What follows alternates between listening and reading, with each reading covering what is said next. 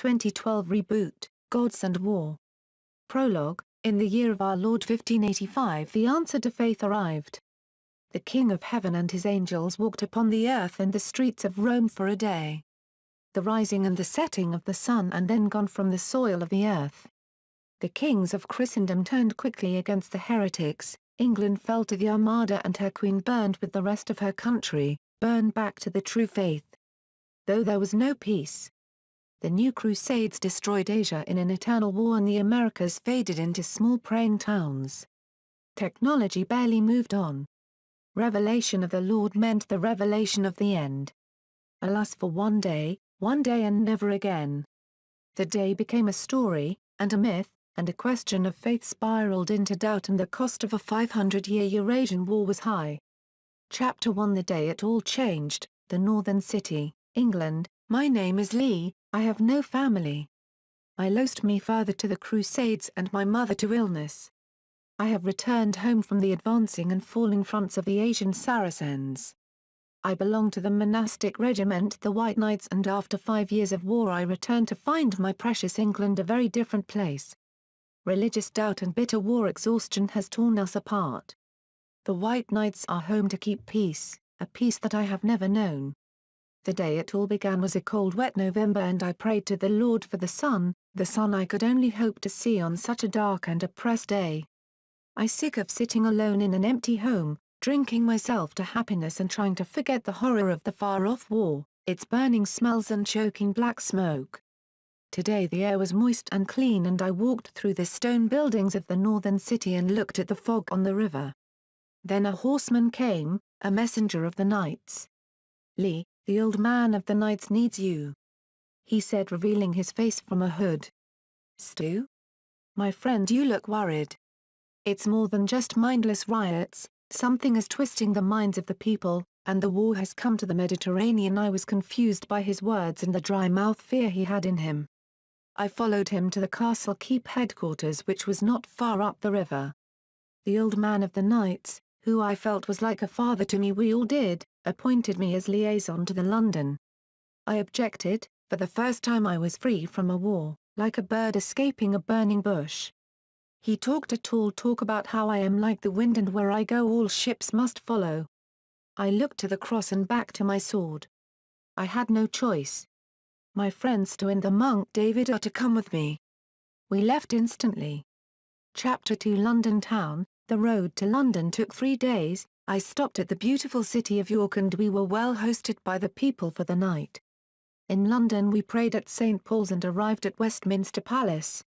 I was so proud to be standing in the palace in my white uniform and the cross of St. George. The stewardess ushered us in the throne room.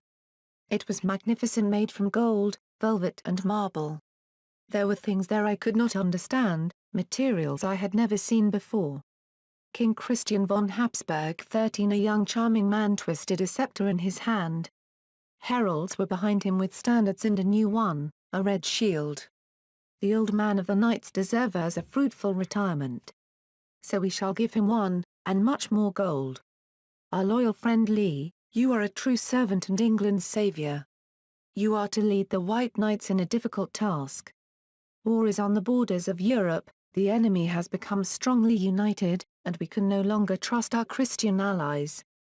I must count on you to save England from her people should they lose faith. I can only serve God and the King. I lied. I have one question before I go, what is this strange material? It's called plastic, said the King. That night in the apartments Stu and I spoke. I don't trust this friend. He is asking us to turn on our people. SHHH, did you hear that knock? Grab your sword, Stu. A young girl came in and handed me a letter that she hid under her knickers. My name is Myla and I'm here to help you. A few of us do not trust Christian. My friends are now dead, gibbeted and burned in secret. He is the messenger of Satan. The red shield is the telltale. Look, my blonde hair is fading white with fear. I don't know how long we might have left to live. The girl had a soft, shaken voice, but there was a truth in her. This letter says it is England that will attack Catholic Europe. An army from hell sail in ships with the red shield flag and are to be welcomed in Dover.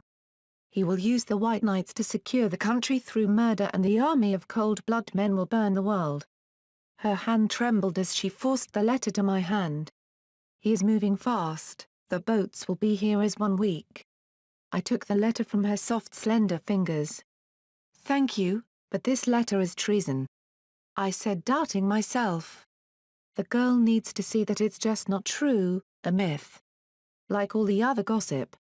Like the king is secretly a reptile or the leader of the barbarians of Siam is immortal," Sta said, "although no one can remember another leader, it's like he has always been drifted. Well, I'm glad we aren't fighting in that far corner of the world. The Red Knights suffered so much, all of them torn to pieces, but anyway a holiday is in order and a small exercise in Dover will throw all this gossip in the fire." Chapter 3, Thunder in the Straits. With messengers and lies in letters to the king, I had made an excuse for 5,000 White Knights to gather in Dover and 15,000 mustered up north. 1 week and 3 days had passed and I stood in the rain on the south coast, looking at the ocean torrent and black clouds. Merchant ships struggled in the seas and a hissing wind cut through the men. "Nothing," Sta said, "just nothing. Look at the sea. When I was a boy I lost my sails in a storm like this, haha, and my faith as I was pulled under the freezing waves. I knew nothing could save me as the water strangled me, but somehow I awoke on the beach. It was a bad vicious storm. Like this one. I awoke near a house on a cliff. So what do you think of Myla? I don't need to, although she is so gorgeous I think I love her. If no ships come, no ships come. Myla is a beautiful girl. She has been staying with me. Somehow she knows me, knows who I am, you know who you are. You're the savior of England and heaven." Sta mocked, laughing. "Or maybe just a puppet." He laughed some more, and at the time I was not impressed. The dream, that night I was asleep, the girl was with me, but I felt a chill on me, a chill as naked flesh touches cold metal. I dreamed I was under grey skies and struggling to hold on to crumbling rock, the sour rock of a steep mountain. My body was heavy. The wind hissed. Everything was washed with grey dust, somewhere the sun had set and the stars of eternity dimmed too high to reach. Almost at a ledge I clung on like a baby to its mother. Cold feet appeared on the ledge. Help me up." I pleaded to the stranger. "This place is empty, its gates are shut." He replied. "What can I do? Where can I go?" I begged. "There is a place for you," he said with a fearful voice. "You must let go." I looked down to a place so deep the light of eternity could not reach. I felt the pain and agony and despair of that place. "You must let go," he commanded. My fingers burned and bled. I did not want to fall. I awoke. The next evening, bored with the rest of the men, I sat in Dover Castle bouncing a ball off a wall. Bounce, bounce, bounce. Like the beat of a banging drum. Drum, drum, drum. Then a voice, "Sir, the king is here." I leapt to my feet, ran down the corridor. Christian was there with at least 100 men. Most of them armed. There were his standards, and the red-shield flag. He scolded me at why we all were here. "Just an exercise in siege warfare," I tried to pass off casually. And a voice from the battlements screamed, "Warships in the straits." My eyes met with the king's, and our devious intent was known to each other. His eyes were deep and black, he had cruel tight lips, and he bore his teeth. Sta's voice could be heard, "They hold a red standard and no response to semaphore." "Permission to take action, sir?" "No one move," screamed the king. "Guards, get the knights down in the keep. Do it now." Red lights streaked through the mist like lightning. Flaming cannons punished the castle. The men did not wait for orders and gave the invaders a taste of powder. I ran to the battlements, and behold! Boats had landed and scores of shadows swamped the misty beaches. Dover's battery sounded, "The price of a beach is blood." Rain lashed down like the tears of a hysterical woman, and a great fire burned around the castle country and the sea. Christian and his men had vanished in the confusion, and I was at the walls fighting back the steel-armored creatures climbing with murderous intent. We fought with powder, lance and blade. Their army was immense. It was over, we were beaten. blood and broken brick were about my feet. Screams and banging cannons in the air. Dover was smashed in. She began to collapse. Rally, rally in the courtyard. Rally to me. Set the powder and rally to the courtyard. The cross of St. George pulled the men from their posts and we crowded the courtyard. Powder set for 3, a soldier called. We are breaking out, I ordered. Where is Myla? Where is Myla? I shouted.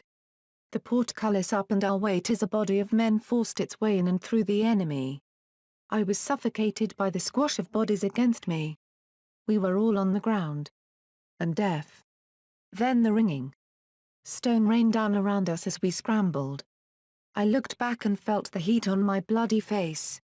Dover Castle had exploded, burned, a thick tower of poison smoke rose like a twister in a storm. With our feet in the mud we ran into the night, fighting our way out of a rout, throughout the harshest night of my life. Chapter 4. Between life and death, I lay there between the sheets with Myla, her soft breasts against my skin and her love whispered in my ear. Nothing else mattered. We talked for hours and kissed. I told her of how I always dreamed of helping people. Of how I dreamed to be doctor who had a wife as lovely as her, a girl to die for. She cuddled into me, looked me in the eye and said, "Wake up." It was almost 10 o'clock, and I ate what food I had, the sweet taste of a simple cold lunch. It's how I knew I was still alive. Ghosts don't eat, or drink, they know only that death is absolute. Where is she? I asked Ster, hoping for an answer I knew I wouldn't get. She is not with us, and half the men are gone. 85 are dead this morning of wounds and I bet infection will take the rest by the weekend. Did you see them, how fast they moved? They can't be too far behind. I feel helpless. Our king has sold England and his soul to Satan. What were those things? Demons, said the monk David, behind the armor and masks. They may look like us, sound like us, but they are not as us. No compassion from the torturers of Tartarus. Twisted and evil. They have come to conquer this island and from here the realms of Christendom. When the beast fell from heaven he will rise to savage the earth. He will come from the sea. How could we have known that time was now? Hearing those words I looked upon the mist-laded ground and once again to the suffering of the men. With a king who has betrayed us and the devil behind us, all a man can do is fight till his breath wears thin. I rallied the men and walked the trodden road north, a pilgrimage to the house of St. Becket. There at Canterbury I can get the men food at least and with hope some solace. But we would never make it there. Chapter 5. A War on Two Fronts. We marched all night, and my carrier pigeon Speckled Jim brought me news that our English army had left London and was less than 8 miles away. The joy in the men's faces was clear at the news and I felt my spirit lifted somewhat, although the fate of Myla and the men we left behind haunts me deeply. Over an hour passed on the march and by now the yellow sun had risen over the countryside, flooding the world with light and a brightness illuminating the treetops, but has yet to reach the cold wind-swept earth. In the distance we could see the army. Stop the men, we can rest for 5, let's let them come to us. I laughed. To look at the shimmer on the spears, it's beautiful. A sight like this reminds me of our campaign in Asia. The day we invaded Persia and we were all marching out of Baghdad, so many spears. You were so ill that day, your face so red and swollen in the heat. I laughed and sat down. Sto's face was pale from the thought of that memory. Then he handed me the telescope. The red-shield flag was in my sights. That bastard flag flew alongside the king's colours. My stomach turned. Ahead and behind we were trapped. And worse, this was the National Army under a new flag and we the White Knights were the enemy of this new satanic state. My hands shook, though not from the November cold. Grab you lances, White Knights, to your lances. The enemy is upon us. Ster screamed. Then he took my arm, pulling me up. The horsemen ahead began to charge, the wave of infantry behind. God has walked among us and will again. Trust in him and trust in the long years we all have fought together. Fighting for him we can't be broken. Knights, this land you stand on are your graves. Defend it. I cried. Our front row knelt and the laces were up. The horsemen bounced off our lances like the tide against the rock. Then we broke rank and set on our brothers with sword, knife and teeth. Stabbing, stabbing wildly. In a clash I was on the floor kicking my way to my feet. Blood on my face, the smell of horse stinging my nostrils, I spat the mud out my mouth and fought on. I remember stabbing 6 men in the back before I took a blow to the head. I had lost Stu and was on my knees. I cried out for his help. This was it, this is the end. I cried out. 2 men pulled me up. Come on, the White Knight said. I looked up to see the army in disarray, their infantry had fled and the blood-soaked knights struggled on. I saw the king on a pale horse surrounded by my men. The White Knight stung the king's guard like lightning. The red flag was in the mud. We were almost there. Chapter 6 Playing with the enemy. The demons overran our position. In a rush I lunged with my sword and lodged it in a demon's chest. Then I was cut and on the ground, back with the dead. The White Knights were cut down. When I awoke, in such pain, I held tight some dirty cloth to the laceration in my side. I could hardly move and I lay as a corpse would lie. The demons were still about the stench of the battlefield and foolishly I crawled to escape. From a core of a demon, I pulled its shroud over me. I looked at the horrendous face painted on its mask and slowly reached for it. Behind it I saw a face, wide-eyed, the cheeks swollen and the tongue large and protruded out of the mouth. A core in life, a core in death. I put on the mask and rose to my feet. I walked freely about their camp. Behold, I saw 199 White Knights as prisoners on their knees, encircled and in chains. Behind them carts of people, dirty trapped people in chains. They wish to be slaves but their fate is to be murdered and cannibalized for this unholy army. I wish I had not eaten their food. I isolated myself and saw that bastard King Christian drink blood from a chalice. I lay down and tried to rest. At night as they slept, I walked among them. Whispering to the White Knights I said, "Wake my brothers, your chains are cut now you are free." Then we crept through the camp. As we passed the carts the people seeing me in the robe spat on me and hissed. I crept on. Almost free. But I must look back. Eyes caught my eyes, Marla's eyes behind the bars of a cart. I looked into the night and saw a perfect silent escape but I had to go back for her. I stepped back, stepping towards the diamond eyes that sealed my fate. I unhooked the gate of the cart but the people stirred and shouted, "Let's get out!" I was kicked in the face and the people panicked and woke the camp. I grabbed Marla, flashed the secret of my face and hid her beneath my robes. The demons went mad and savaged the people. Stabbing at them 20-30 times, noses were bit off and eyes gouged out. I skulked back in the shadows. I looked at the empty road that led into the night. The White Knights had vanished to their freedom. I marched out the next day with a demon army led by King Christian and his pale horse. I was fearful and ashamed to walk with them. Marla was masked and by my side. We had not yet spoken. The wounded soldiers from the English army had been murdered and eaten. And we marched to London. I walked the cold November roads with this nightmarish army. The east of London was ablaze when we arrived. The smoke drifted across the whole sky. It was where they had killed anyone opposed to this new order. A lot of Londoners were dead. This was their burned remains. I briefly saw Christian on his horse. He looked proud at the ruins of the capital, a city his family ruled for generations, now gone. I wondered what possessed a king from a family of great king to rule all Catholic kingdoms to now turn his face from them, from his religion and from his soul. Chapter 7 The Escape.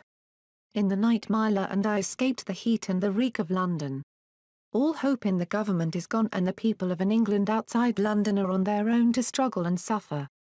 Colchester was gripped in riots and disorder. Looting was common and the rabble stepped on the murdered police to rob what little they could from shops and homes. Smashing windows.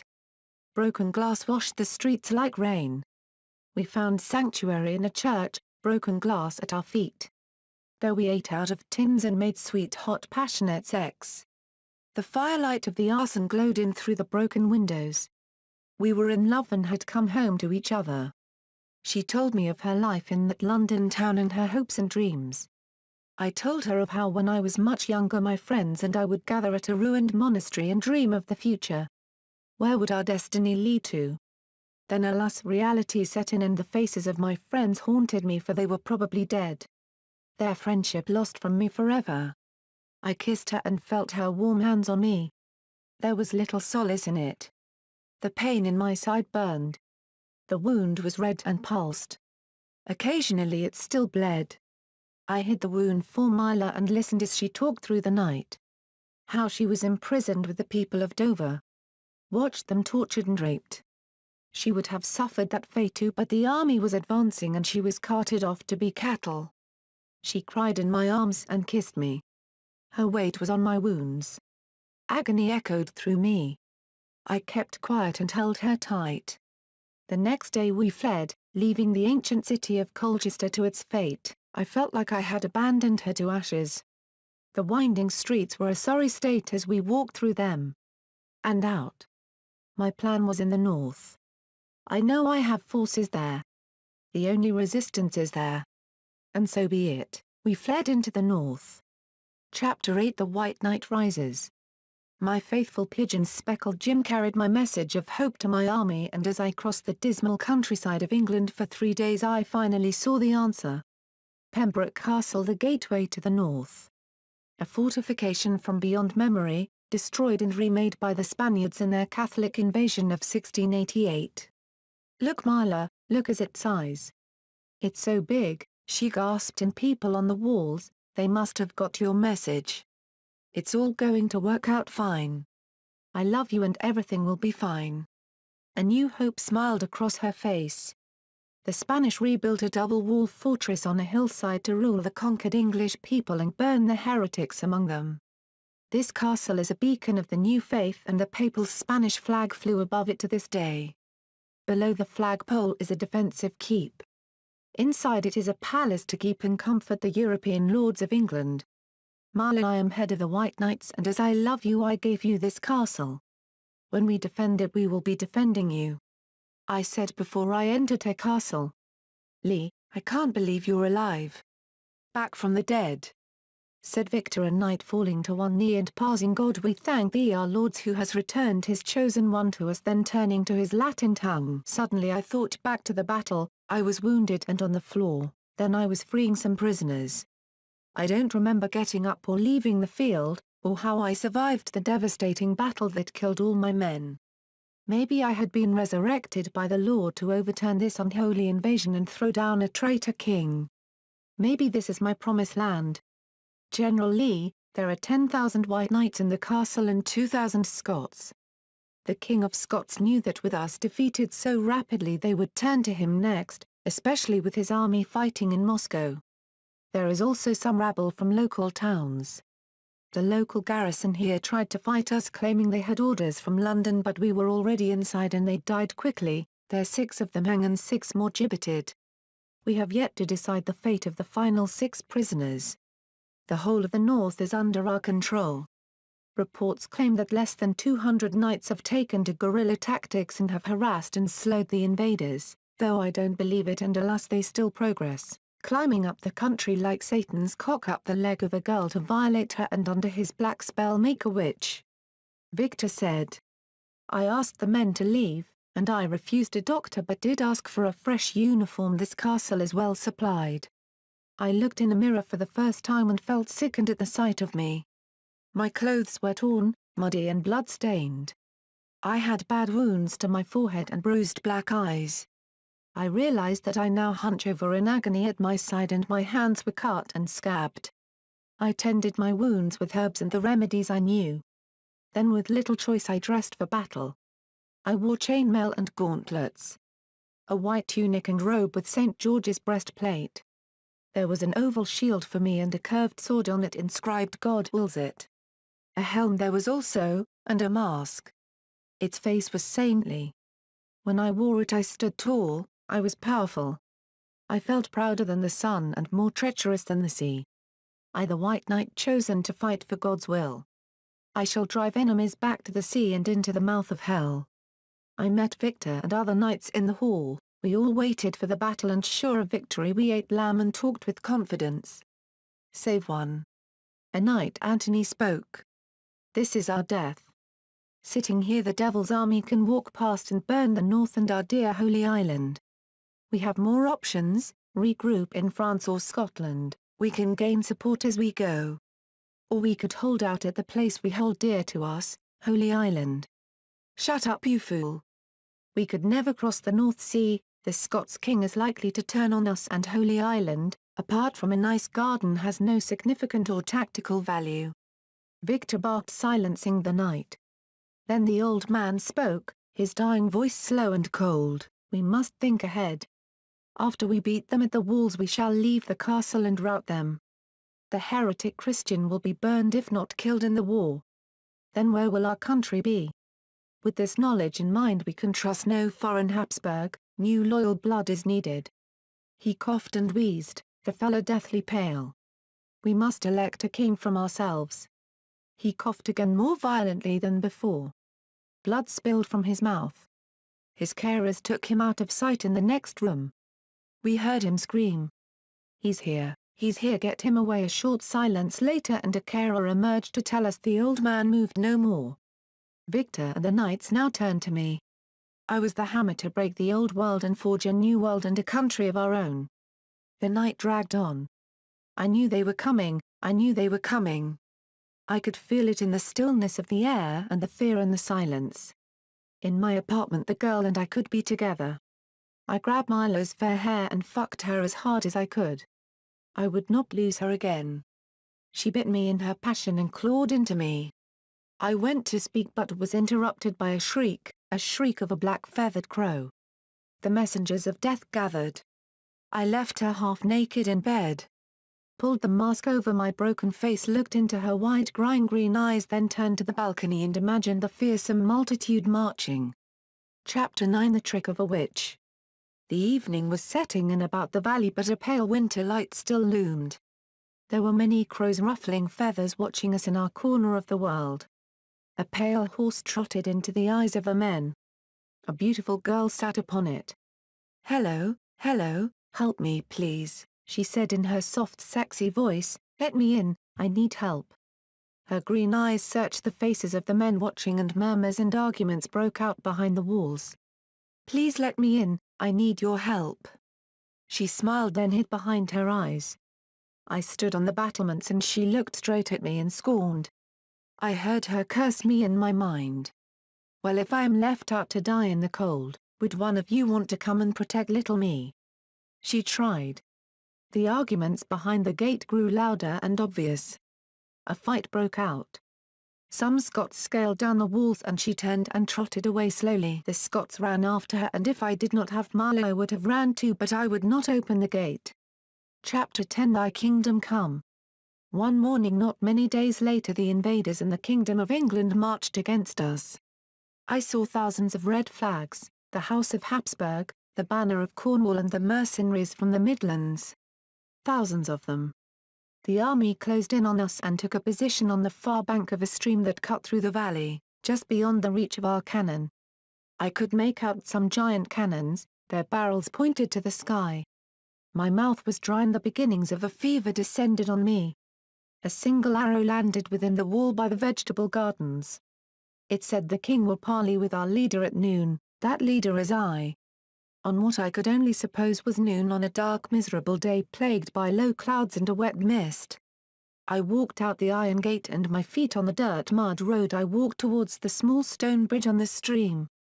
I was alone and vulnerable but I held my nerve and paced on. A chariot emerged and crossed the bridge. It was tall and pulled by two black horses.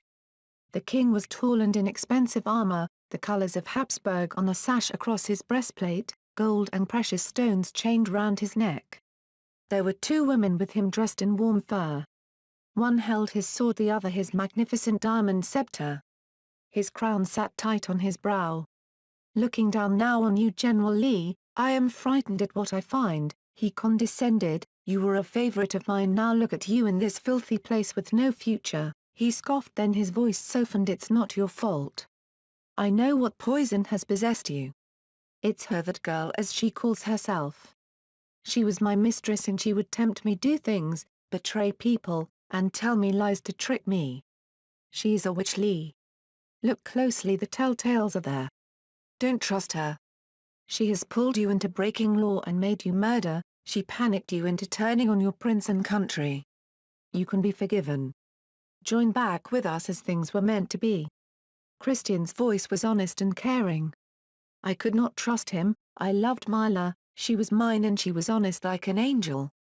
I could not stand with this man, for while we stood against him he is no longer a king but a faction leader, a heretic and the messenger of Satan. You are not a king, just a slave to your new master. Satan. You open England's legs to the legion of hell. Insult me and accuse an honest girl of witchcraft. Tear this county apart with war. I fight you because it is God's will you be deposed and this demon army spend these late November days on fire in a ditch, I scorned. Enraged at what he said. I can see with my own eyes your devout beliefs, your devotion to your religion and how easily it could be to fool someone so narrow-minded. Enlighten me to when the Lord informed you of what he wills, he mocked smiling at his girls, let me your prince and master enlighten you, this is not an army from hell. They are exiles from France, Spain and Holland dissatisfied with their own narrow-minded governments, who have dragged England to war time and time again for 500 years with no profit, just misery for all involved. There are also mercenaries from North Africa and Egyptus under our red shield false flag. We have controlled them against our dear cousin allies for years now. And don't think the battlefields of Moscow weren't funded against us by our dear allies. Yes, your Christian brothers paid the golden hordes. I know you suffered in that campaign. I could not believe what he said, my mind flashed back to the years in Moscow in the winter against terrible winters, dead friends' faces in the snow and the pressure of fear always pushing down so heavy, I remember feeling pity for our allies who fought on some other distant fronts. My faith was all I could cling to, that it was this higher power I fought for, I still believe that today. Then the king continued. What if I told you the King of Heaven never descended in Rome, he never walked through the streets? What if I told you it never happened? I shook my head. I could not believe the blasphemy. It disgusted me. I felt like setting upon him with a blade. But he continued, to unite Europe, Philip of Spain and his Habsburg cousins created a lie that conquered this island, created an empire and kept all the little people like you, Lee, in a deep dark hole. One of the women handed him a glass of red wind. This, Lee, let this be our blood. Come with us and bleed no more. I could no longer think. What did I really know? Suddenly I questioned everything, yet I was resolved to resolve this vile situation, to destroy this enemy. I turned my back on him and walked. We could not turn over. It must end here. Chapter 11 The Sky Falls. I pushed through knights in the court and stamped up the steps in the keep. I wished Ster was here, he could help me. I opened the door to look upon Myla. She stood in the firelight, the glow burned in her eyes. She wore a small white nightgown and her body could be seen through it in the light. She saw how troubled I was and moved closer. I stepped back and round her. When did this all start? I demanded to know. I will tell you, it started the day I met you. Then we turn on people we don't know, just on your word. Then we betray the king and kill our countrymen. All on your word. Why are we here? Why do I listen to your word? I thought you loved me. She reached out. And I jumped back. I looked and I saw. Her fingers were long, unusually long like spiders' legs. Her teeth sharp and her tongue thin. It's strange how you were captured, yet not hurt. You knew that they were men. Not demons. You must have seen, I argued. You were there, she cried, you saw them eat those people. I don't know what I saw, it was dark. You said they did. I don't know what I saw. Until this moment I believed this army ransacked and destroyed towns. But the towns were already in unrest. What do I know? They could have destroyed it themselves. I said. She reached out again. Don't touch me, you witch. I screamed at her. Our eyes met each other in insane spontaneous anger. Then suddenly a tapping at the door. A messenger said their army is advancing and nothing more. I stormed out the room, locking her in behind me. I marched to the tower and looked to the valley. Is our army ready? I asked. Yes, Victor replied, ready for anything. The enemy's long cannons moved forward and pointed to the sky. They each howled a screech of thunder. Seconds later I was on the floor, smoke and ash choked the air around me. I looked over the battlements. The walls were smashed in rubble and brick about the court, the garden burned. I looked in awe. Another barrage and the castle caught fire. The battlements devastated. Screams echoed out from the fog of smoke. Victor, Victor, we can't get behind this. Rally the men and ride out, I told him, panicked. The pain in my side cut into me and the fever boiled my face pink behind the mask. Rally. Rally, rally to me, to ride out. Let's go. For God and God save us. I and the thousands clambers over the shattered stones that were the walls and the twisted iron that was the gate. My fingernails were bloody. We charges out. I drew my curved sword. Screaming into the rain, feet pounding down against the earth, I charged with all my strength. The shells fell. In a flash the ground 100 yards to my left was up in a pillar of black smoke. The men there were gone. Their front line was waiting, not with spears but with new slender muskets. They flashed and rattled, spitting out scores of bullets. It ripped my knights to pieces.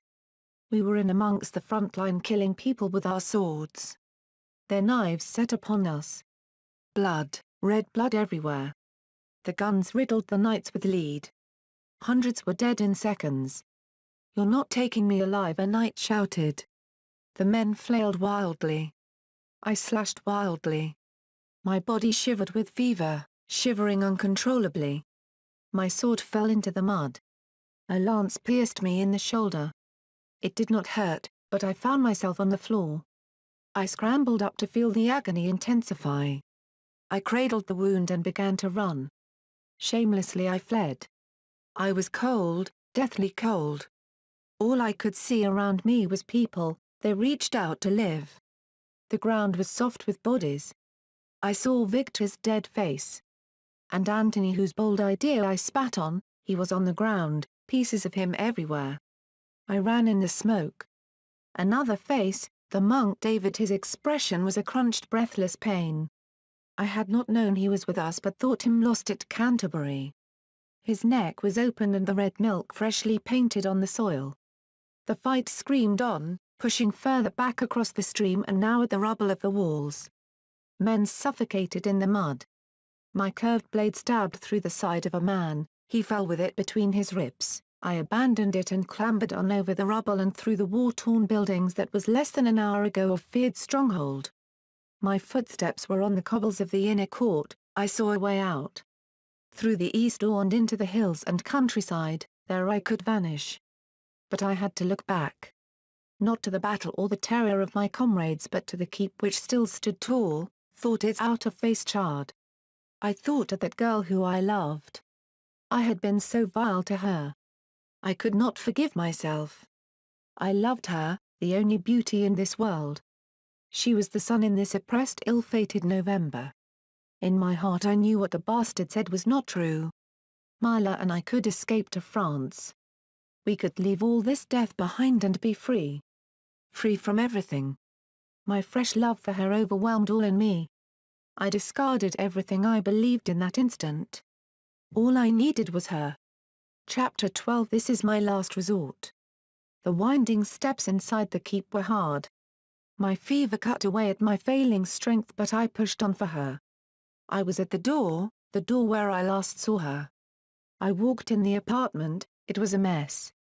The chair was smashed on the floor and paintings slashed, it was dark and the only light was the fire glow from the bedroom, water was all over the floor and a broken glass, and a thick white powder mixed up with it all. I entered the bedroom and... Jesus Christ, I screamed and cackled a cry, tears streamed from my eyes and nose. My lips curled behind my teeth and my stomach crunched tight. I ran to touch her but fell to my knees hysterical with grief. She lay face down on the bed, one hand hanging off the side and her legs open. Black hair covered her face. She was naked save a ruby slipper hanging loosely from one foot. Her left side bathed in the warm glow. I could not breathe. I gasped and gasped. I reached for her hand but screamed out in my panic. I had seen many, many people dead but not like this, not like this. It was so real and I could not bear it. I rolled on the floor like a helpless child in my agony. I could not stay, I cried but I could not stay. They were coming. I heard the screams and the trembling of the machine guns at the gate. I gasped for air. "I'm sorry," I repeated. I was nothing. My shaking hands gently touched hers and I kissed it. Then I saw her eyes. Horrendous wide brilliant green orbs that burned with intense hatred. They were the eyes of a phantom to torture me in the long sleepless nights. I was aback with fear. Her merciless eyes wished my death and an eternal afterlife of hatred for me. I abandoned her again, shamelessly falling down the stairs. I tried my best to breath. All I had was my bitter life and a scorching fever to burn my soul. I made for the door and into the stream to splash and kick against the freezing torrent, to hide with the beasts in the hills and woods. I was cursed to be an animal. I had no feeling but a numb shivering terror that chattered my broken teeth and knocked my life into a deep black well of crippling remorse. I wanted to stay low in the forgiving waters. One afternoon had cut my life into pieces. Chapter 13 The Angel of Death. The day was dark, the night was dark but I think it was now almost morning. I found refuge in a small cottage whose owners had fled when the knights ransacked it for food and supplies. I sat in sorrow on an old wooden chair by a deceased fireplace. I heard the wings of crows outside and all was silent. I had no angel to ask for help, I wanted to sleep but a ghost held my heavy eyes open. I wished for an absolution. Needless to say I was in a bad state of affairs. I spoke to myself, muttering but even I could not understand myself. My life is sin and misery. In a broken shard of a mirror I dreamed of the man I was yesterday and looked upon the wretch in that looked back. I tried to think of Marla but all I could see was those unforgiving eyes. Time passed in silence. Then footsteps creaked in the cottage. The man walked through the doorway and sat in the chair across the tight room. "You don't look well, Lee, and the grey clouds outside can't help," he said casually but with a stone voice and like his usual voice. "Stu?" I asked. "I thought you were lost at Canterbury, leaving me in the 99 to make some fun badgering that rather impressive army all by ourselves. I'm surprised to see you're still alive actually," he quietly joked. "There was 199, I saved you. I was dressed as one of them." I mumbled in my agony. I could hardly move and my arms curled across my body that was limp in the chair. My clothes were still dank. "Well, we lost a few boys in the pub one night." He smiled. I could not believe he was here, it lifted me. Stu was my best friend. I had worried for him. But now he's safe with me again, together again after all. "I'm surprised to see you're still alive too." I tried to joke. "Actually I'm not," he said coldly and slowly faded into nothingness. My illness took me, I trembled and gave out an awful moan, and it slowed but did not pass. I gasped. Opened my mouth wide for air and hissed it in. I could hear him whispering, "That man I dare not look round to see." I could feel him behind me moving ever closer. A man had come around. A man who held an indifference to all men. I was petrified, gasping and screaming an empty voice. I jerked in the chair. "Go away," I finally managed to speak. But his silent whispers hushed me. His shadow chilled my bones to bitter ice. "Please, please," I mouthed. "I dare not look back." His thin pale arm reached out for me. I dare not look back. I would not look. I could not see him. Of all the things I knew, and all the knowledge and done and all the things I thought I knew or wanted or strived for, they now dissipated into nothing and a single idea punched its way to the front of my mind, an idea stronger than any I had before. Nothing ever mattered save that single idea. I want to live. Then the hand of the man reached out. Finn.